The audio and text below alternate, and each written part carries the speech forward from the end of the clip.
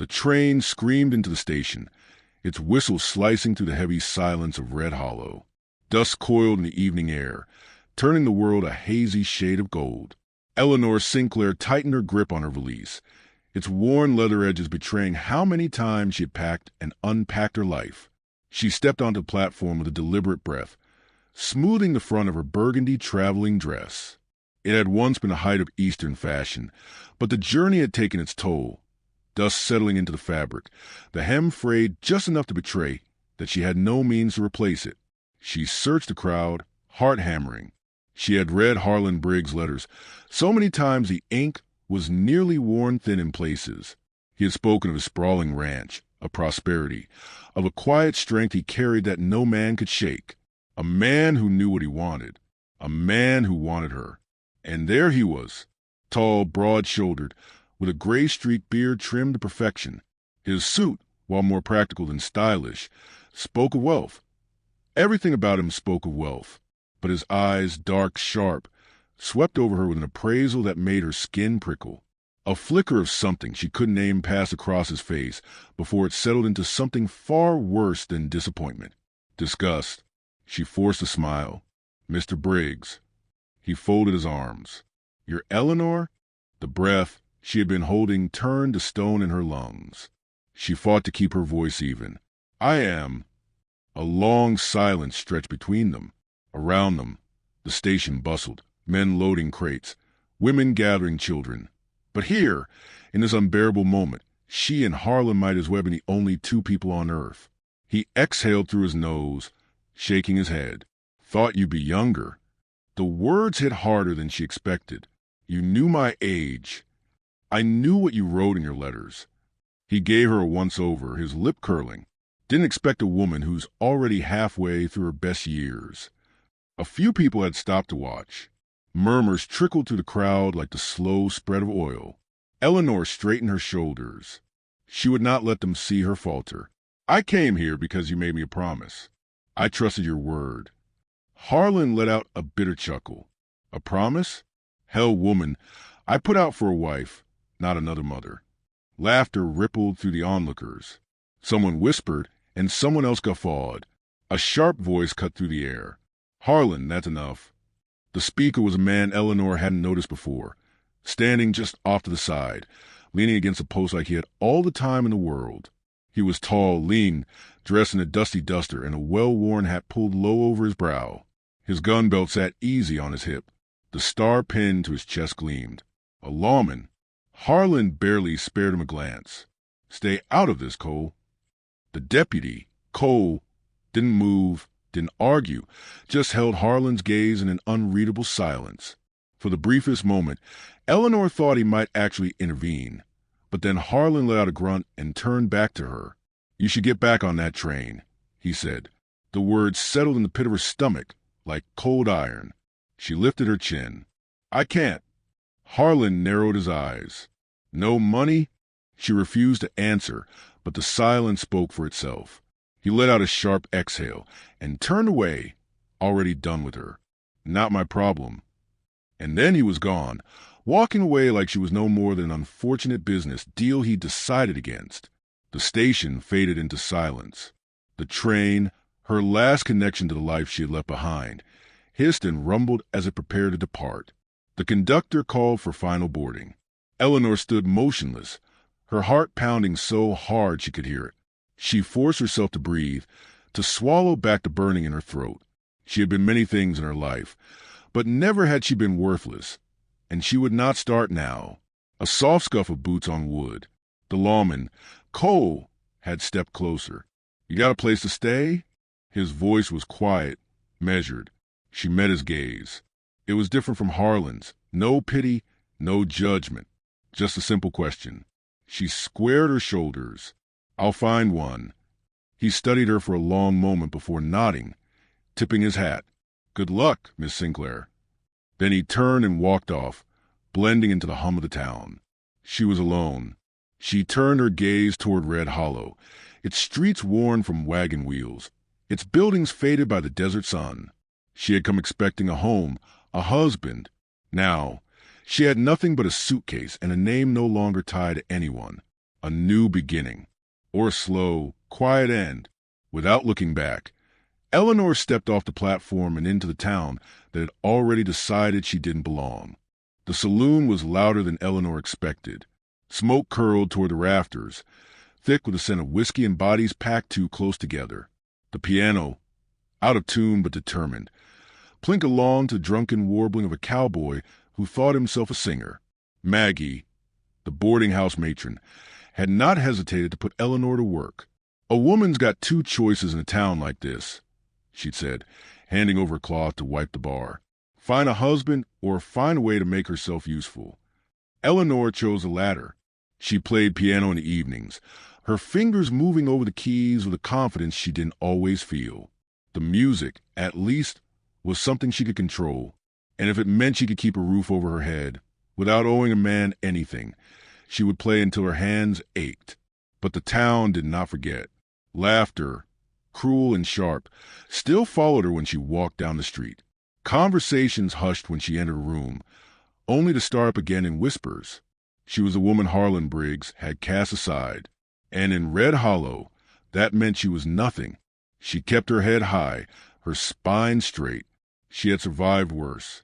On the fourth evening, as she finished a song, a familiar voice cut through the haze of noise.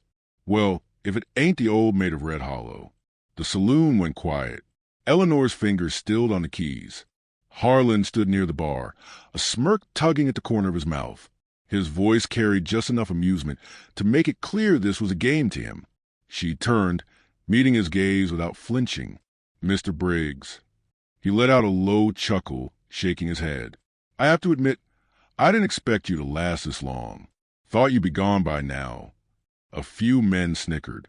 Eleanor forced herself to stay calm, to remind herself that dignity was not won in shouting matches. But before she could respond, another voice cut in. "She ain't hurting no one, Harlan." Deputy Cole Grayson leaned against the bar, drink in hand, his expression unreadable. Harlan let out a short, humorless laugh. "What's this, Cole? You sweet on her." A muscle in Cole's jaw twitched, but he didn't rise to the bait. "I just don't take kindly to men who kick a dog then laugh when it limps." The room held its breath. Harlan's smirk faltered for the briefest second before he scoffed, turning back to his drink. "Ain't my fault if she don't belong here." Eleanor lifted her chin. "You don't get to decide where I belong." Harlan didn't bother answering. The night pressed on, but the weight of the encounter lingered. When Eleanor finally stood from the piano and made her way toward the back of the saloon, Cole fell into step beside her. "You got a habit of drawing attention," he murmured. She shot him a sideways glance. "Would you rather I keep my head down?" A hint of a smirk tugged at the corner of his mouth. "Not my place to tell you what to do." She stopped at the door, leading to the small hallway where Maggie kept the extra rooms. "Then why do you keep stepping in?" Cole considered that for a moment, his gaze steady. "Maybe I don't like seeing good folks kicked down." Eleanor studied him, searching for the angle. Men always had one. But Cole just tipped his hat and walked off, leaving her standing there, uncertain of what to make of him. The days passed, and Red Hollow remained as unkind as ever. But something shifted. The laughter at her expense grew quieter, the stares less bold. The same men who once sneered now hesitated before speaking. And it wasn't because of her. It was because of him. Cole didn't make speeches. He didn't threaten. He just was. A presence that carried weight, an unspoken warning that those who sought to shame Eleanor might have to answer to someone they'd rather not cross. Harlan, of course, noticed, and he did not like it. It wasn't long before he found a way to remind everyone where the real power in Red Hollow lay. Eleanor was sweeping the boarding house porch when the news spread. Harlan had sent word back east and secured a new bride, a young thing, barely 20. Fresh face, delicate, everything Eleanor was not. The wedding was in 2 weeks. Maggie clicked her tongue when she heard. Mean-spirited, if you ask me. Eleanor kept sweeping. "It has nothing to do with me." Maggie let out a dry laugh. "That's what a man like Harlan wants you to think." Eleanor refused to give him the satisfaction of caring. But when she walked through town that afternoon, the looks started again. Smug, knowing glances. She was a woman Harlan rejected. And now, Red Hollow had a replacement to prove it. That night, the saloon was rowdy. Men drank too much. Laughter rang too loud, and the air thrummed with the kind of energy that promised trouble. Eleanor played anyway, her fingers steady even when her heart was not. Harlan strolled in halfway through song, his new fiancée on his arm. She was lovely, terrified but lovely. Harlan led her straight to the piano, stopping just close enough that Eleanor could feel the heat of his smugness. "Play something nice, would you?" he said, his voice loud enough for everyone to hear. A celebration is in order. A slow smile curved Eleanor's lips. She adjusted her posture, stretched her fingers over the keys, and played the rowdiest, most indecent saloon tune she knew. The room roared with laughter. Harlan's face darkened, and for the first time since stepping off that train, Eleanor felt like she had won. The night smelled of iron and smoke. Eleanor woke to the distant thunder of hooves, the kind that did not belong to a single rider, but a pack. The kind that meant trouble. She sat up, heart pounding, listening. Red Hollow was never quiet, not truly, but this was different. The usual drunken shouting had faded.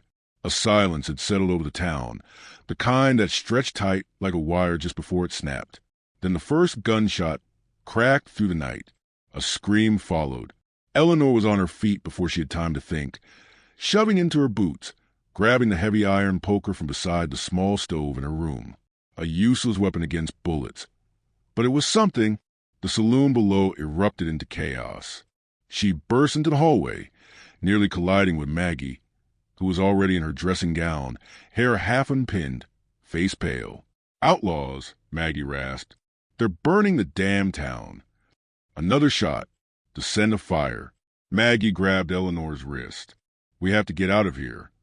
But before they could take a step, something slammed against the doors below, which splintered. Shouting, Eleanor grabbed Maggie's arm and pulled her back. "Inside," she whispered.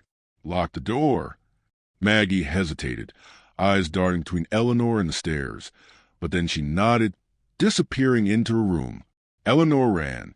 The saloon was filled with smoke, the wooden bar overturned, shattered glass glittering on the floor. Figures moved through the haze, men with bandanas tied over their faces, rifles slung over their backs, pistols flashing in the firelight. They were setting the place ablaze. She caught sight of first body near the door, a ranch hand, face down, blood pooling beneath him. The sight stopped her cold for half a second, but only half a second. She had to move, had to get out. The flames climbed fast. A gunshot split the air, this one closer, sharper. She turned just as a familiar figure tore through the chaos. Cole. His coat was streaked with dust, his hat missing, revolver drawn. His face was set in a grim line, scanning the room until his eyes locked on hers. Relief hit her so hard she nearly staggered. But then an outlaw came at him from the side. Eleanor moved without thinking. She grabbed a bottle from the wreckage of the bar, swung it hard, and it shattered against the outlaw's skull. He went down, groaning. Cole shot her a look that was part shock, part something else entirely. "Hell of a swing," he muttered, grabbing her arm. Before she could answer, another bullet screamed past them, shattering a mirror. Cole pulled her low, shielding her with his body as he fired back. The outlaw crumpled. The smoke thickened. The heat climbed. The entire building was turning into a furnace. "Maggie." Eleanor spun toward the stairs, but Cole grabbed her. "No time," he shouted. "We have to. I won't leave her." His jaw clenched, but he nodded. Together, they raced up the stairs. The hallway was filled with smoke, but Maggie was there, struggling with the window. The flames had spread too fast.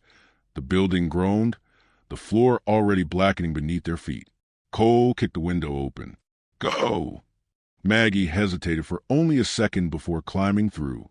Eleanor started after her, but then the floor gave way. For a terrifying moment, she felt nothing, just weightlessness, the heat rising, then strong hands grabbed her. Cole, half dangling out the window, his grip ironclad around her wrist. "Hold on," he growled. Her legs scraped against burning wood as he hauled her up, her arms screaming with effort, the fire climbing too fast beneath her. With one final heave, he pulled her through the window, and they collapsed onto the roof of the next building. The saloon collapsed behind them, fire swallowing a hole. The night pulsed with gunfire. The streets below were a battlefield, townsfolk fighting back, outlaws riding to the flames, the acrid smell of burning wood choking the air. Cole rolled to his feet, pulling Eleanor up with him. "Can you run?" She nodded, even as her knees shook. They jumped down, hitting the dirt hard. Maggie had already disappeared into the chaos, but the fight wasn't over.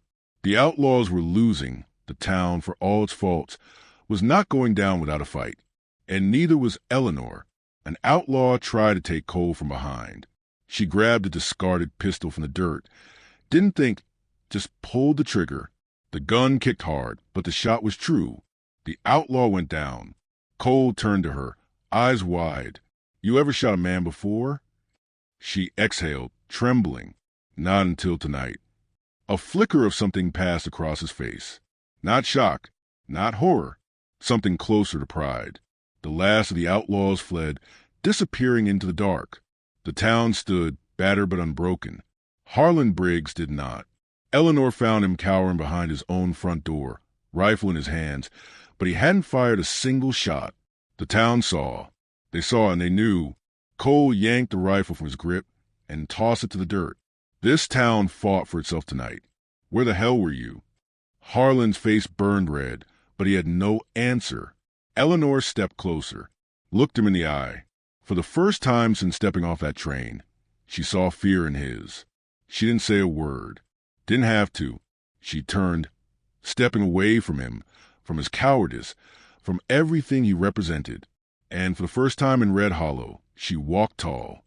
The morning after the fire, Red Hollow smelled of ash and gunpowder. Smoke still curled from the ruins of the saloon, drifting lazily into the pale blue sky. The town had survived, but not without cost. 3 men dead, half a dozen wounded, homes lost, and yet no one mourned Harlan Briggs. Eleanor stood in the street, watching as he packed what little dignity he had left into the back of a wagon. His new bride, if she could still be called that, was nowhere in sight. Rumor had it she'd taken the first stage out of town before dawn, wedding vows be damned. Harlan turned, catching sight of Eleanor. His lips parted, as if he might say something, but then he thought better of it. With final sneer, he climbed onto the wagon, snapped the reins, and rode away. The town did not watch him go. Eleanor did, not because she cared, but because it mattered. This mattered. She was still here. He was not. A shadow shifted beside her. Can't say I'll miss him. Cole. He smelled like dust and leather, his hat pulled low against the rising sun. His shirt was torn at the sleeve, blood crusted at the edge where a bullet had grazed him. She had seen him fight, seen him bleed, seen him walk into the fire without hesitation. She had never met a man like Cole Grayson, and she didn't know what to do with that. "Are you all right?" he asked. She let out a breath, pushing her hair from her face. "I'm still standing." He studied her for a moment. Then, with a hint of a smirk, he said, "That you are."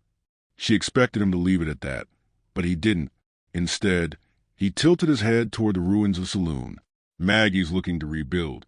Said she'll need a new piano when the time comes." Eleanor folded her arms. "That's so." He nodded.